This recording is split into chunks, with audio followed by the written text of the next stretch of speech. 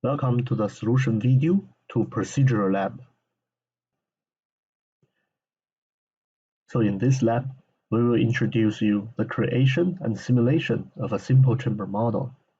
And then we will show you the manual calculation of chamber pressure. Finally, we will introduce the mass conservation law, which is respected in this model. So in SimCenter MSim, let's create the model. So here it is the fluid icon from Hydrogen library. So for simplicity reason, we need to set the saturation pressure to 0 bar. And then for this flow source, we will set 0.1 liter per minute for 1 second. And the volume of the chamber, we need to set it to 1 liter. Then we go to the simulation setting and set the final time to 1 second. Then we click the Run Simulation. Okay, now we have the results. Let's check the pressure inside the chamber. So for 1 second simulation run, the pressure increased from 0 bar to 28.31 bar. We can also build the same model using signal and control library components. So for example, here we use a constant component, which represents the bulk modulus. Here we set the value to 17,000 bar, and also the volume, it is 1 liter. So according to the equation, we need to set this bulk divided by the volume.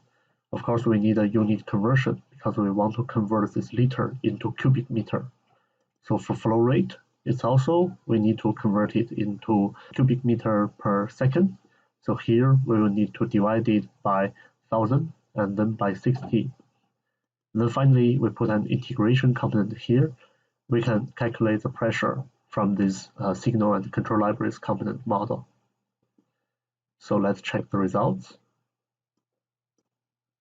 So here we can see at the end of the simulation, so 1 second, we have the difference of the final pressure reached.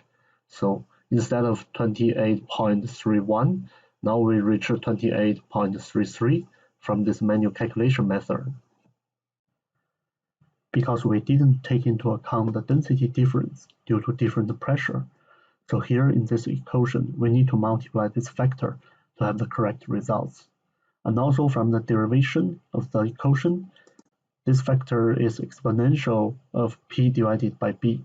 So we need to take the pressure back to the one component Fx, and this pressure is X. So here in the expression, we need to input X divided by B, which is the bulk modulus 17,000 bar, and then take an exponential function. And here we have the correct formula. And then let's check the results. And then let's remove the pressure, which is calculated from the previous method. Now we can see we have the exact same results. Okay, that's all for our solution video to the procedural lab. Thanks.